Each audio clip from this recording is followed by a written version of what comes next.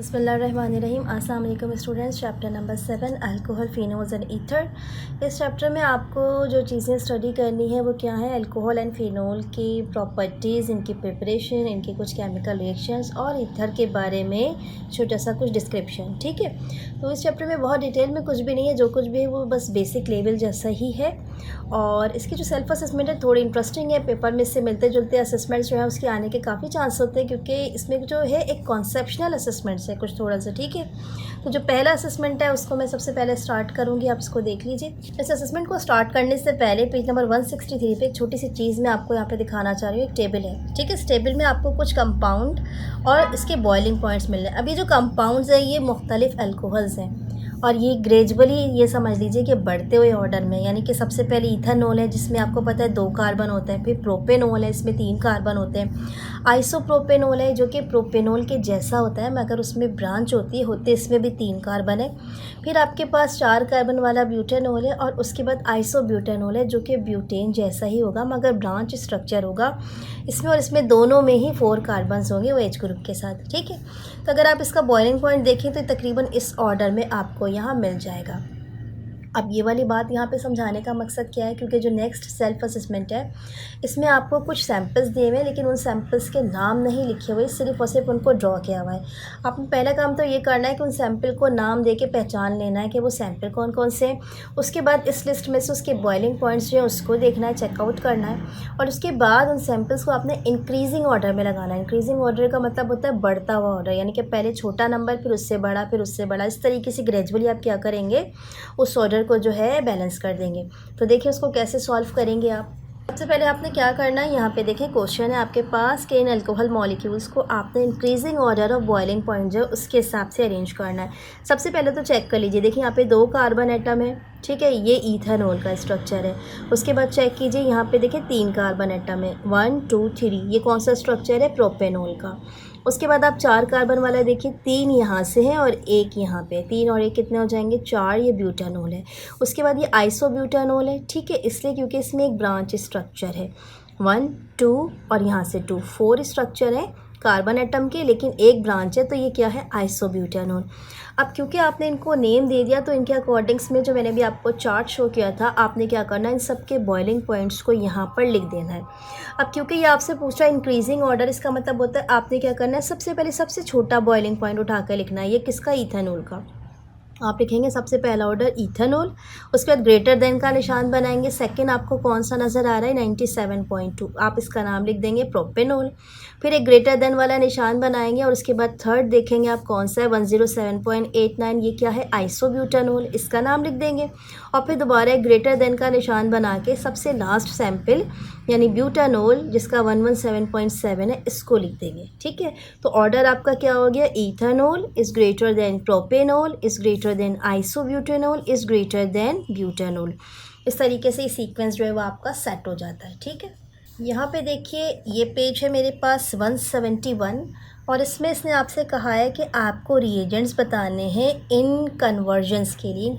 Convergence का मतलब क्या होता है कि मुझे अगर इथेनॉल से इथीन बनाना है तो क्या इस्तेमाल करना है, एसिटिक एसिड से इथेनॉल बनाने के लिए क्या रिएजेंट यूज़ करूँगी, इथेनॉल से एसिटिक एसिड कैसे फॉर्म होगा और इथिलीन ग्लाइकोल से फॉर्मल्डिहाइड कैसे फॉर्म होगा।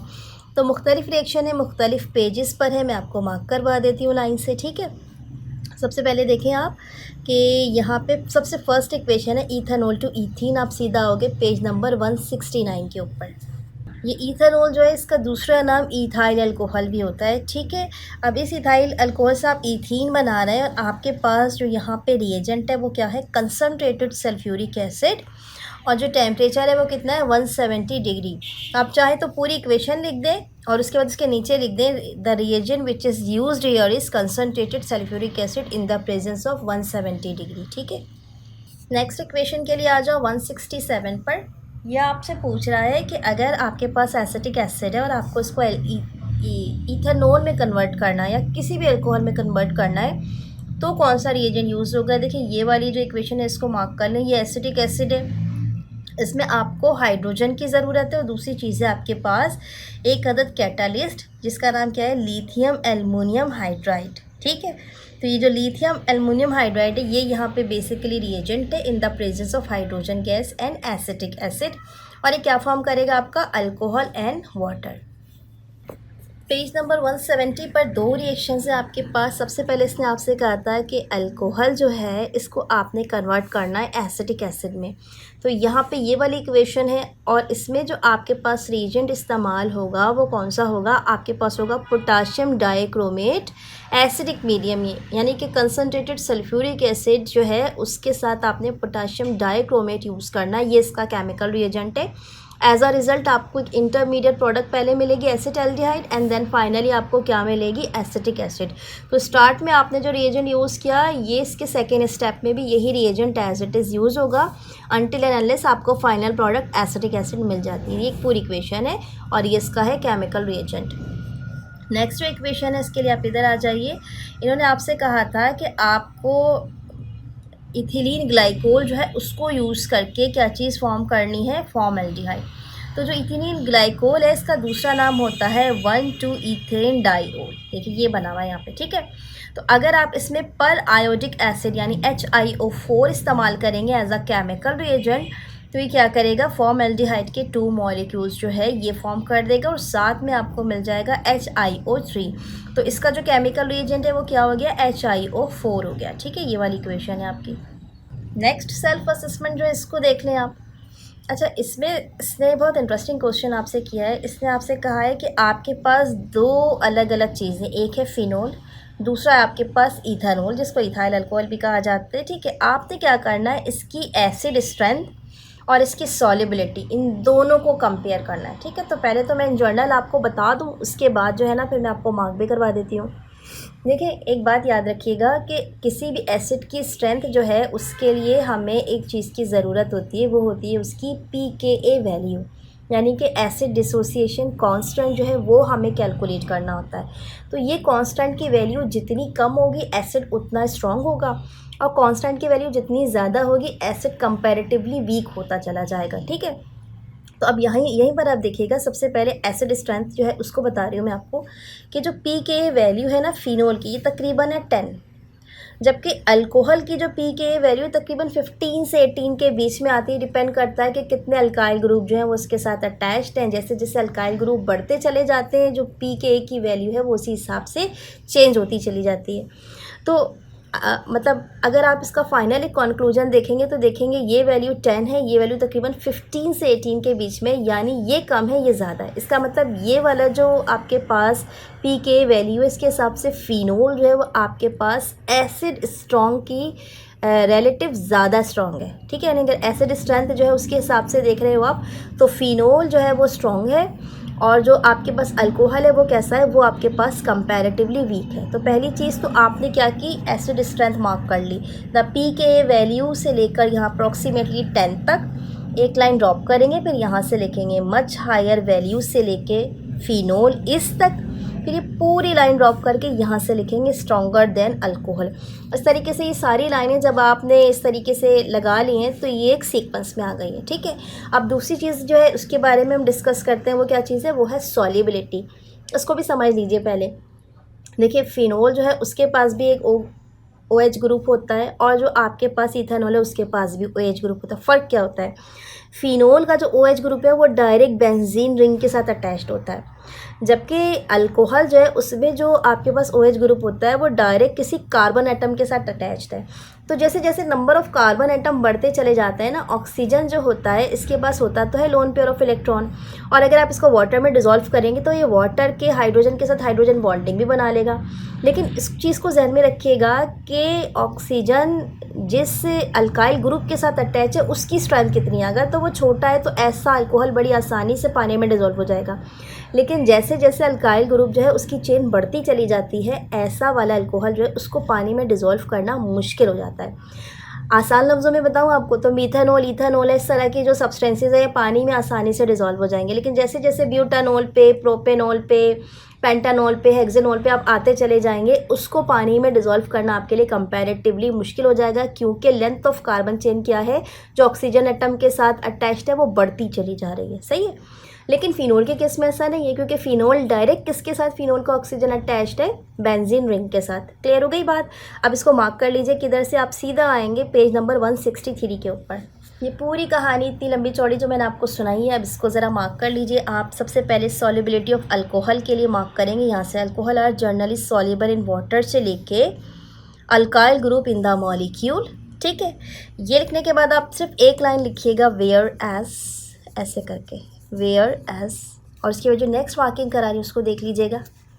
आप सीधा आ जाओगे पेज नंबर 172 के ऊपर, और वेयर एज के बाद आप यहाँ लिखोगे the hydroxyl group attach to the aromatic ring allow phenol to make hydrogen bond with water molecule, that is why it is soluble in water. ठीक है, तो ये आपने दो समझ लीजिए हेडिंग्स जोड़ी है। पहली हेडिंग आपने अल्कोहल की जोड़ी है, उसमें वेयर एज लिखा है, उसके बाद फिनोल के साथ उसको कनेक्ट कर दिया है। ठीक है, ये फर्स्ट हेडिंग हो गई।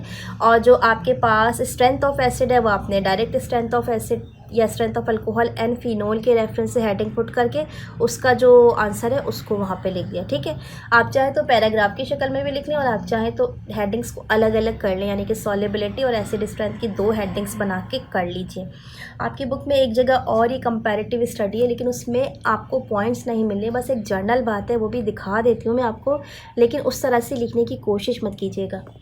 पेज 178 पर आ जाइए सीधा। देखिए यहाँ पे कंपैरेटिव स्टडीज़ को आप बस पढ़ लीजिएगा, लेकिन अगर एग्ज़ाम में आपके पास एक कंपैरेटिव स्टडीज़ तरीके से पूछी, जैसे इसने अभी सेल्फ असेसमेंट में किया है, तो वैसे ही काम कीजिएगा जैसे मैंने आपको बताया है। इस तरीके से इसमें काम इम्प्रॉपर है। ठीक है, पर देख लीजिए एसिडिटी के रेफरेंस में आपको बता रहा है कि ये वीकर एसिड है क्योंकि इसकी हाई पीके वैल्यू है अल्कोहल, और फिनोल इसके मुकाबले में स्ट्रॉन्गर एसिड है क्योंकि इसकी लोअर पीके वैल्यू है।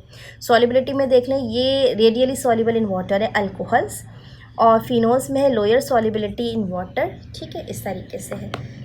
लास्ट सेल्फ असेसमें की तरफ बढ़ते हैं। इस वाले पेज पे दो क्वेश्चन है। ठीक है, तो पहले तो मैं आपको दोनों क्वेश्चन बता देती हूँ। इसने आपसे कहा है कि एक एग्जांपल बताइए एसिमेट्रिक ईथर की, और दूसरी इसने आपसे पूछी है कि can ether form hydrogen bond with water, why और वाई नॉट। यानी आपको बताना है कि क्या ईथर पानी के साथ मिलके हाइड्रोजन बॉन्डिंग फॉर्म कर सकते हैं, अगर कर सकते हैं तो क्यों, और अगर नहीं कर सकते हैं तो क्यों। तो इस वाले क्वेश्चन को पहले लिख लीजिए, ये यहाँ पर राइट डाउन कर दिया मैंने।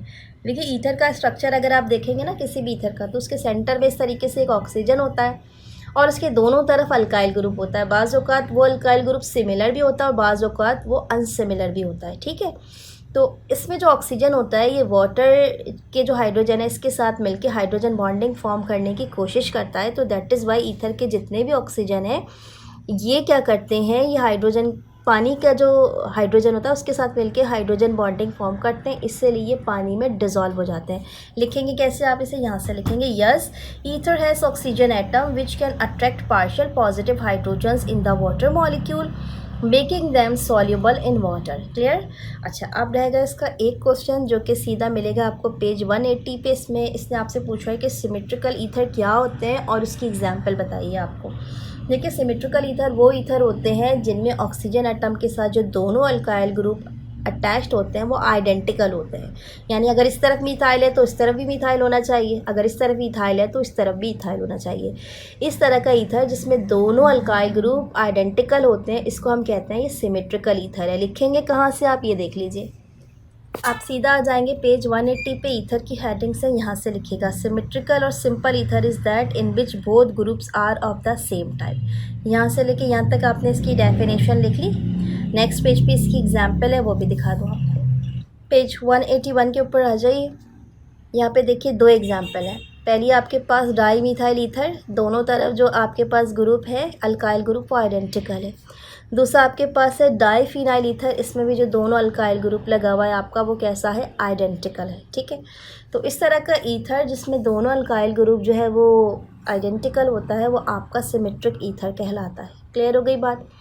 तो स्टूडेंट्स इसके साथ ही आज का सेल्फ असेसमेंट जो है वो कंप्लीट हो चुका है। अगर आपको वीडियो अच्छी लगी तो प्लीज़ इसको अपने दोस्तों में शेयर किया कीजिए, चैनल को लाइक कर लीजिए, सब्सक्राइब कर लीजिए और मुझे अपनी दुआओं में याद कीजिए। टेक केयर एंड अल्लाह हाफिज़।